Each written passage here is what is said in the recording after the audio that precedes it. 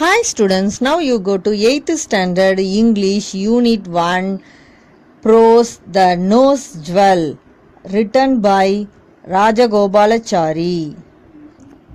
Let's talk about the author. Chakravarti Rajagopalachari 1878 to 1972, informally called Rajaji, was an Indian politician, independence activities, lawyer, writer, historian and statesman. Rajagopalachari was born in the village of Thorappalli in the Krishnagiri district. Rajagopalachari was the last Governor General of India, as India soon became a republic in 1950. Furthermore, he was the first Indian-born Governor General, since before him the posts were held by British nationals.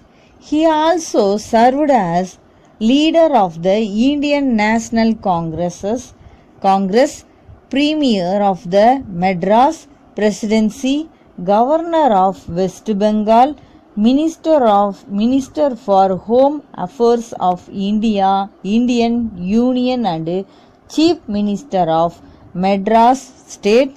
He was one of the first recipients of India's highest civilian award, the Bharat Ratna. உனக்கு already நம்ம ராஜாஜின்னு சொல்லுவோம் இல்லை, ராஜகோபாலாச்சாரியை தான் நம்ம ராஜாஜின்னு சொல்கிறோம். அவர் 1878 to 1972 our Indian politician, அதாவது அரசியலில் இருந்தார். இண்டிபெண்டன்ஸ்க்காகவும் அவர் ஹெல்ப் பண்ணியிருக்காரு, லாயராக இருந்திருக்காரு, ரைட்டராக இருந்திருக்காரு, ஹிஸ்டோரியன் அண்டு ஸ்டேட்ஸ்மன்ஸாக இருந்திருக்கார். ராஜகோபாலாச்சாரியா அதாவது தொரப்பள்ளிங்கிற ஒரு வில்லேஜில் கிருஷ்ணகிரி டிஸ்ட்ரிக்டில் தான் பிறந்தார். Rajagopalachari was the last governor general of India. இந்த ரிபப்ளிக் நம்மளுக்கு 1915 தான் நம்மளுக்கு கிடச்சிது. இந்த லாஸ்ட் கவர்னர் ஜெனரலாக இருந்தவரும் அவர் தான். ஓகேவா? He was the first Indian born governor general. Lesson பண்ணு, எப்பயுமே 1915க்கு முன்னாடி எல்லாம் பார்த்தீங்கன்னா பிரிட்டிஷ் தான் இருந்தாங்க. ஓகேவா? அவங்களதுல பார்த்தீங்கன்னா யாருமே இந்தியனாக இருக்கிறவங்கள கவர்னராக யாருமே செலக்ட் பண்ணல. ஃபர்ஸ்ட் இந்தியாவில் பிறந்தவரை கவர்னராக செலக்ட் பண்ணது யாருன்னு பார்த்தீங்கன்னா ராஜாஜி தான் செலக்ட் பண்ணியிருக்காங்க. Okay, before him the poster were held by British national. He also served. அது மட்டும் இல்லாமல் இந்தியன் நேஷனல் காங்கிரஸ்லேயும் இருந்திருக்காரு. நெக்ஸ்ட்டு பார்த்தீங்கன்னா கவர்னர், வெஸ்ட் பெங்காலோட கவர்னராக இருந்திருக்காரு. Next minister of home affairs of the Indian யூனியனில் இருந்திருக்காரு. நெக்ஸ்ட்டு சீஃப் மினிஸ்டர் மெட்ராஸ் ஸ்டேட்டுக்கு முதலமைச்சராகவும் இருந்திருக்காரு. சீஃப் மினிஸ்டர்னா முதலமைச்சராக இருந்திருக்காரு. அது மட்டும் இல்லாமல் first highest civilian அவார்டான Bharat Ratna அவார்டையும் first யாருக்கு கொடுத்தாங்கன்னு பார்த்தீங்கன்னா ராஜாஜிக்கு தான் கொடுத்துருக்காங்க. Okay, glossary. Now you go to glossary. Self-centered, concerned with the self, அதாவது சுயநலமாக இருக்கிறது. ஓகேவா? disdain, feeling of contempt on, scorn, அதாவது அலட்சியமாக நடந்துக்கிறது, disdain. நெக்ஸ்ட்டு மக்ஹிப். ஹீப்னா என்ன? குவியலாக இருக்குது. அதாவது அந்த குப்பையெல்லாம் பார்த்தீங்கன்னா குமிச்சு வச்சுருப்பாங்கள்ல, அதை தான் சொல்கிறது. Krebs, food. Next magistrate, a justical officer with limited authority to administer and enforce the law. அதாவது ஒருத்தர் ஆணையிடுறத மாதிரி இருக்கிறத சொல்கிறது. நெக்ஸ்ட்டு டிஸ்கிரேஸ்னா என்ன அவமானம்னு சொல்லலாம். The state of being dishonoured or covered with shame. அவமானங்கிறது இது கரெக்டாக இருக்கும். இக்னோரண்ட், அன்அவர், அதாவது தெரியாமல் செய்கிறது, அறியாமல் ஏதாவது செய்கிறது. Consoled, comforted in the time of grief, disappointment, அதாவது ஒருத்தவங்க யாராவது துக்கமாக இருந்தால் அதை தேட்டுற மாதிரி, அவங்களுக்கு சப்போர்ட்டாக அவங்களுக்கு ஹெல்ப் பண்ணி அவங்களுக்கு ஆறுதல் சொல்கிற மாதிரி சொல்கிறது, அதுக்கு தான் சொல்கிறது. Next suspected, believed to be cases or at ஃபேர்ல்டு, அதாவது சஸ்பெக்டட்னா எக்ஸாம்பிள் எங்கேயாவது கொலையெல்லாம் நடந்ததுன்னா அது யாராவது ஒருத்தவங்க பார்த்துருந்தாங்கன்னு வச்சுக்கோ, அவங்க எவிடன்ஸாக சொல்கிறாங்கல்ல, அது மாதிரி சந்தேகத்திற்குடைய இடமாக அப்படின்னு சொல்கிறது தான் suspected. Next filter, to flap or wave quickly but irregularly, அதாவது டு ஃப்ளாப், அதாவது பேர்டெல்லாம் பார்த்தீங்கன்னா அதனுடைய சிறகுகளை வச்சு படப்படப்படான்னு நடிக்கும்ல, அதே மாதிரி அந்த மீனிங் மாதிரியே ஏதாவது ஒரு டென்ஷனாக இருக்கிற டைமில் நம்ம ரொம்ப படபடப்பாக இருக்கிறோம்ல, அந்த மீனிங்கை நம்ம வச்சுக்கலாம். Confined, restricted, kept in a limited space or a area, அதாவது அதுக்குன்னு ஒரு ஏரியா, லிமிட்டட் ஏரியா, இந்த ஏரியாக்குள்ளே பார்த்துருப்போம் நம்ம, இந்த ஏரியாவை கதவு தட்டாமல் உள்ளுக்குள்ளே வரக்கூடாது அப்படின்னு எல்லாம் சொல்கிறோம்ல, அது மீனிங் தான் வரையறைன்னு சொல்கிறான். பேனிக், ஃப்ரைட்டன்டு, அதாவது பயம்.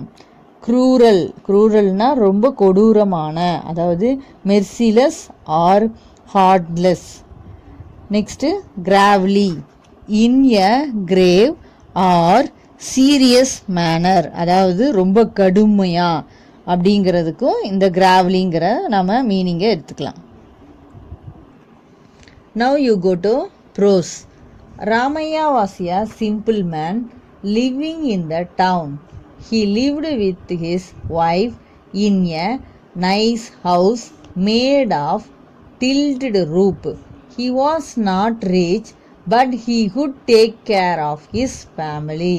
லிசன், ராமையாங்கிற ஒரு சிம்பிள் மேனோட லைஃப்பை பற்றி தான், அவன் டவுனில் லீவ் பண்ணிகிட்டு இருக்கான், அவனை பற்றி தான் நம்ம இந்த ஸ்டோரியில் பார்க்க போகிறோம். அவனோட அவங்க ஒய்ஃபும் இருக்காங்க. அவங்க நான் ரொம்ப பணக்காரங்க சொல்ல முடியாது, ஏழையாக தான் இருக்காங்க. எந்த வீட்டில் இருக்கிறாங்கன்னா, he lived with his wife in a nice house, வீடெல்லாம் நல்லா இருக்குது. மேட் ஆஃப் எப்படின்னா கூரை வீடு, ஓட்டு வீடு பார்த்துருக்கியா, அந்த ஓட்டு, டில்டு ரூப்னா ஓட்டு வீட்டு தான் சொல்கிறது. ஹி வாஸ் நாட் ரிச், அவங்க ரொம்ப பணக்காரன் கிடையாது. But he good take care of his family, அவன் ஃபேமிலியை அவன் நல்லா பார்த்துட்டு இருக்கான். So now you come to story. Two sparrow build a nest in a nice spot in the roof of Ramaya house, and the mother bird laid her eggs in it. Listen பண்ணு, two sparrow ஒரு build, ஒரு nest, அதாவது ஒரு கூடு கட்டி இருக்கான்.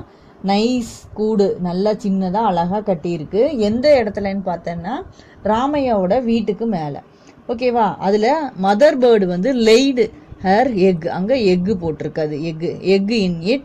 My dear begin the male sparrow male sparrow பேச ஆரம்பிக்குது மை டியர்னு. And what do you want now asked is wife, அதாவது ஃபீமேல் ஸ்பேரோ என்ன சொல்லுதுன்னா, உனக்கு என்ன வேணும் அப்படின்னு கேட்குது. Why does the lady of this house always கியூரல்னா என்னன்னா சண்டை போட்டுக்கிறே இருக்கிறது, வித் ஹர் ஹஸ்பண்ட், ஏன் இவங்க எப்போ பார்த்தாலும் இந்த லேடி, இந்த வீட்டில் இருக்கிற லேடி அவங்க ஹஸ்பண்டோட சண்டை போட்டுட்டே இருக்கிறாங்க அப்படின்னு சொல்கிறான். How am I to know said the female bird, let us mind our own business. How am I two no, நாம் என்ன பண்ண முடியும் அப்படின்னு ஃபீமேலுக்கு சொல்லுது. அது மட்டும் இல்லாமல் let's mind our own business, நம்ம வேலையை நம்ம பார்க்க போகலாம். You are always self centre said the male sparrow, நீ எப்பயுமே உன்னோக்கு சுயநலமாகவே பார்த்துட்டுரு அப்படின்னு மேல் ஸ்பேரோ சொல்லுது. And added, should we not help this poor Ramaiah, ஏன் இந்த ராமையாவுக்கு ஏதாவது ஹெல்ப் பண்ணலாம்ல, நம்மளால் ஹெல்ப் பண்ணலாம் அப்படின்னு ஸ்பேரோ மேல் ஸ்பேரோ சொல்லுது. The female sparrow said with disdain, உடனே அது சொன்ன உடனே கொஞ்சம் என்ன பண்ணுது, let's me see what help you can do for him, நம்மளால் அவங்களுக்கு என்ன ஹெல்ப் அவங்களுக்கு பண்ண முடியும் அப்படின்னு சொல்கிறான். Please do not talk about what does not concern us, இதை பற்றி இன்னும் நம்ம பேச வேண்டாம், நாம் இதில் கன்சர்ன் பண்ணி ஒரு பிரயோஜனம் கிடையாது. see that the cat does not come near our nest, நம்ம நம்மளுடைய கூட்டில் கேட்டெல்லாம் வராமல், அதாவது பூனையெல்லாம் வராமல் நாம் பார்த்துக்குவோம், நம்மளுடைய குழந்தைங்கள பார்த்துக்கலாம் அப்படின்னு சொல்லுது. டிஸ்டைன்னா பார்த்துக்கோ, ரொம்ப அலட்சியமாக ஃபீமேல் பேர்டு அந்த மேல் ஸ்பேரோ சொன்னதை ரொம்ப அலட்சியமாக இதெல்லாம் சொல்லுது. சரியா? டிஸ்டைன்னா ரொம்ப அலட்சியப்படுத்தி சொல்கிறது தான். ஹே, that would be enough for you and me. நாம் நம்மளுடைய வேலையை பார்ப்போம். That would be enough for you and me. உனக்கும் எனக்கும் நம்மளோட வேலையை பார்ப்போம். எதுக்கு அனாவசியமாக அவங்களோட இதில் போய் இது பண்ணணும் அப்படின்னு சொல்லுது. சம்வேர் இந்த மக்ஹீப் லே எ டைமண்ட் நோஸ் ஜுவல். அதாவது மக்ஹீப்னு வச்சினாவே இந்த குப்பையெல்லாம் கொட்டி வச்சுருப்பாங்க, ஞாபகம் இருக்கா? ஹீப்புன்னு சொல்கிறது. அதில் வந்துன்னா ஒரு டைமண்டான நோஸ் ஜுவல் இருக்குது. The male bird picked it up and came to the nest with the shining stud in his beak and said to his wife, "Look, do you like this?" அப்போ அந்த குப்பையாக இருக்கிறதுல பார்த்தீங்கன்னா இந்த டைமண்ட் நோஸ் ஜுவல் இருக்குது. அதை வந்து த மேல் பேர்டு வந்து பிக்குடு இட், அதை எடுத்துகிட்டு வந்து யாருக்கிட்ட அந்த சைனிங்காக இருக்குது, உனக்கு டைமண்ட்னாவே எப்படி இருக்குது, ரொம்ப சைனிங்காக இருக்குது, அதை நெஸ்ட்டில் கொண்டு வந்து அந்த மேல் பேர்டுக்கிட்ட கொண்டு வந்து ஃபீமேல் பேர்டுக்கிட்ட, அதாவது ஒய்ஃப்கிட்ட பீக், அவன் வாய், உனக்கு பேர்டு எதில் எடுத்துகிட்டு வரும், பீக்கில் தானே எடுத்துகிட்டு இருக்கும், கொண்டு வந்து ஒய்ஃப்கிட்ட காட்டுது. Look, do you like this, இதை பார்த்து இது உனக்கு பிடிச்சிருக்கா அப்படின்னு மேல் பேர்டு வந்து ஃபீமேல் பேர்டு கிட்ட கேட்குது. The wife bird replied, what am I do with diamond nose studs or with earrings. The wife bird வந்து ரிப்ளை பண்ணுது, what am I do with diamond nose, இந்த டைமண்ட் நோஸை வச்சு நான் என்ன பண்ணுறது, அதோட இயர் ரிங்கையும் வச்சு நான் என்ன பண்ண முடியும், நம்மளுக்கு இப்போ தேவை find some grub, the young ones are hungry. இந்த கிரப்னா இங்கே ஃபுட்டுன்னு அர்த்தம். ஏதாவது ஒரு ஃபுட்டு எடுத்துகிட்டு வா, நம்ம குழந்தைங்க யங் ஒன்ஸ், அதாவது குட்டியாக இருக்கிற பேர்ட்ஸ் எல்லாம் வந்து பசியாக இருக்குது அப்படின்னு ஃபீமேல் பேர்டு சொல்லுது. இந்த லெசன் இன்னும் கம்ப்ளீட் ஆகலை.